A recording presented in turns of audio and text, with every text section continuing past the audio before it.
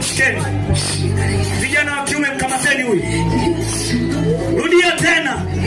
Sema kila madhabahu inayotumika kinyume na mpango wa Mungu kwenye maisha yangu itoke. Kila madhabahu iliyonichelewesha kwenye mambo yangu nikashindwa kutumika, hiyo madhabahu itoke. Kila madhabahu ya watu kwa majina yao wakanirudisha nyuma, wakanenea uongo, wakaniletea vikwazo. Leo mbingu isinyamaze,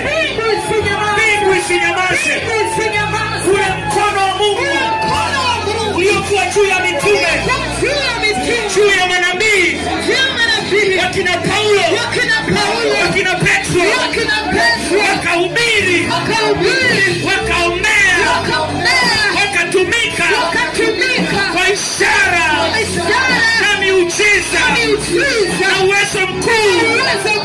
Ule uwezo watawanya maadui,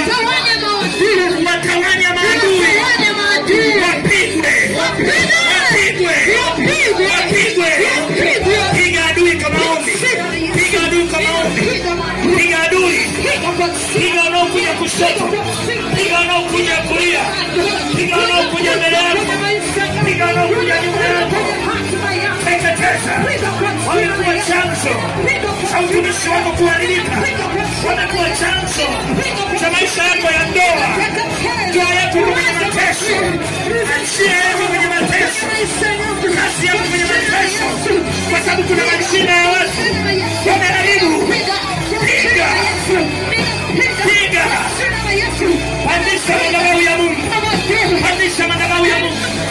pandisha madhabahu ya Mungu.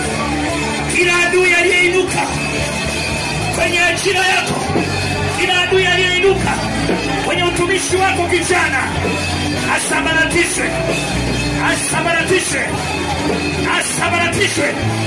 Ikiwa ni mizimu ya kwenu, ikiwa ni magonjwa yamezuia utumishi wako, hayo magonjwa leo nayatangazia magonjwa yaliyopandikizwa, pumu iliyopandikizwa, kansa iliyopandikizwa, kisukari kilichotengenezwa kwenye familia yenu ili msilitumikie kusudi la Mungu. Hayo magonjwa yatoke.